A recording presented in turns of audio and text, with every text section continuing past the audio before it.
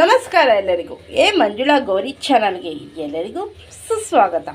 ಒಂದು ಸಿಂಪಲ್ಲಾಗಿ ಪಲ್ಯ ಮಾಡೋದನ್ನ ತೋರಿಸ್ತಾ ಇದ್ದೀವಿ. ಅದುವೇ ಎಲೆಕೋಸಿನ ಪಲ್ಯ. ಅದಕ್ಕೆ ಏನೇನು ಬೇಕು ಅಂತ ನೋಡೋಣ. ಎಲೆಕೋಸನ್ನ ಸಣ್ಣಗೆ ಹೆಚ್ಕೊಂಡು ನೀರಲ್ಲಿ ಹಾಕ್ಕೊಂಡಿದೆ.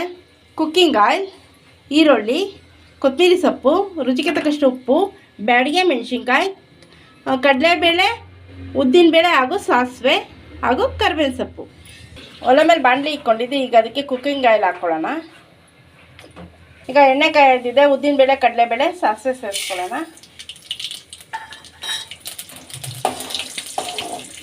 ಎಣ್ಣೆಲಿ ಫ್ರೈ ಆಗಲಿ. ಈಗ ಬ್ಯಾಡಿಗೆ ಮೆಣಸಿನ್ಕಾಯಿ ಹಾಕ್ಕೊಳ್ಳೋಣ. ಬೇಕಾದವ್ರು ಹಸಿಮೆಣ್ಸಿನ್ಕಾಯಿ ಕೂಡ ಹಾಕ್ಕೋಬೋದು. ಮೆಣಸಿನ್ಕಾಯಿ ಕೆಂಪಾಳ ಹುರ್ಕೊಳ್ಳೋಣ. ಕರಿಬೇವಿನ ಸೊಪ್ಪು, ಈರುಳ್ಳಿ ಹಾಕ್ಕೊಳ್ಳೋಣ.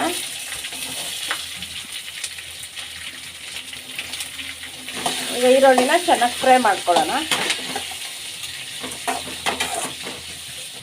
ಈರುಳ್ಳಿ ಚೆನ್ನಾಗಿ ಫ್ರೈ ಆಗಿದೆ. ಈಗ ಎಲೆಕೋಸನ್ನ ಸೇರಿಸ್ಕೊಳ್ಳೋಣ.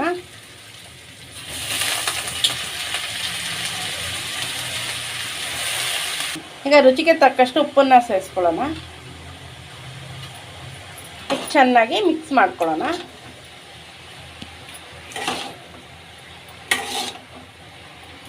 ಸ್ವಲ್ಪ ನೀರು ಸೇರಿಸ್ಕೊಳ್ಳೋಣ, ಒಂದು ಅರ್ಧ ಲೋಟದಷ್ಟು. ಮತ್ತೊಮ್ಮೆ ಒಂದು ಸಲ ಮಿಕ್ಸ್ ಮಾಡ್ಕೊಳ್ಳೋಣ. ಈಗ ತಟ್ಟೆ ಮುಚ್ಚೋಣ, ಬಾಯ್ಲ್ ಆಗಲಿ. ನೋಡಿ, ನೀರೆಲ್ಲ ಚೆನ್ನಾಗಿ ಇಂಬ್ರೋಗಿದೆ. ಸೊ ಪಲ್ಯ ರೆಡಿಯಾಗಿದೆ, ಎಲೆಕೋಸಿನ ಪಲ್ಯ. ಈಗ ಕೊನೆಯದಾಗಿ ಕೊತ್ತಂಬರಿ ಸೊಪ್ಪನ್ನ ಹಾಕ್ಕೊಳ್ಳೋಣ. ಚೆನ್ನಾಗಿ ಮಿಕ್ಸ್ ಮಾಡ್ಕೊಳ್ಳೋಣ. ನೋಡಿ, ಎಲೆಕೋಸು ಪಲ್ಯ ರೆಡಿಯಾಗಿದೆ. ತಟ್ಟೆಗೆ ಹಾಕ್ಕೊಳ್ಳೋಣ. ನೋಡಿ, ಎಲೆಕೋಸು ಸಿಂಪಲ್ಲಾಗಿ ಯಾವುದೇ ಹೆಚ್ಚಿನ ಮಸಾಲ ಬಳಸ ಸಿಂಪಲ್ಲಾಗಿ ಮಾಡ್ಕೋಬೋದು. ಬ್ಯಾಡಿಗೆ ಮೆಣಸಿನ್ಕಾಯಿ ಇಷ್ಟ ಆಗದಿರೋ ಹಸಿಮೆಣ್ಸಿನ್ಕಾಯಿ ಕೂಡ ಇದಕ್ಕೆ ಹಾಕ್ಕೋಬೋದು. ನೀವು ಕೂಡ ಮನೆ ಟ್ರೈ ಮಾಡಿ ನೋಡಿ. ಸೈಡ್ ಡಿಶ್ಗೆ, ರೊಟ್ಟಿಗೆ, ಚಪಾತಿಗೆ ತುಂಬಾ ಚೆನ್ನಾಗಿರುತ್ತದೆ. ಸಿಂಪಲ್ಲಾಗಿ ಕೂಡ, ಎಮ್ಮೆಯಾಗಿ ಕೂಡ. ಈ ಬೇಸಿಗೆಯಲ್ಲಿ ಸಿಂಪಲ್ ಮಸಾಲ ಹಾಕ್ಕೊಂಡು ಮಾಡೋದು ತುಂಬಾ ಚೆನ್ನಾಗಿರ್ತದೆ. ಸೊ ಈಗ ಟೇಸ್ಟ್ ಮಾಡಿ ನೋಡಿ ಹೇಳ್ತಾಳೆ ಹೇಗಿದೆ ಅಂತ. ಈಗ ಗೌರಿ ಟೇಸ್ಟ್ ಮಾಡಿ ಹೇಳ್ತಾಳೆ. ಅನ್ನಕ್ಕೆ, ಮುದ್ದೆ ಕೂಡ ಸೈಡ್ ಡಿಶ್ಗೆ ತುಂಬಾ ಚೆನ್ನಾಗಿರುತ್ತೆ.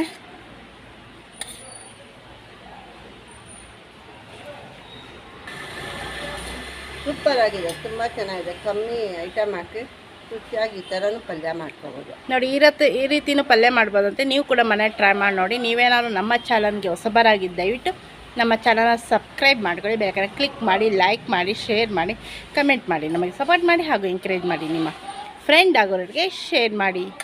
Thank you for watching.